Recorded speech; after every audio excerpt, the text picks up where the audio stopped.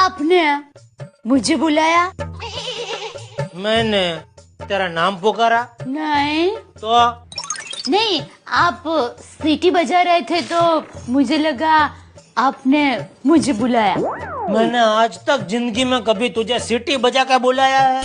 कभी नहीं। तो नहीं, यानी मुझे ऐसा लगा कि आप आज जरा एंटिक मूड में है।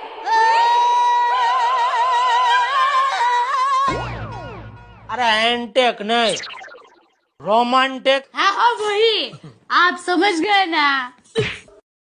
क्या? कुछ नहीं, मैं जाऊं किधर? घर पे। किसके? अपनी माँ के? नहीं, तो अरे अपने घर पे, और वो किधर है? किचन में।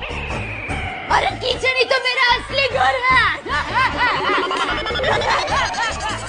अरे जाती है तो जाने भाई, सुबह सुबह या करके डरा मत।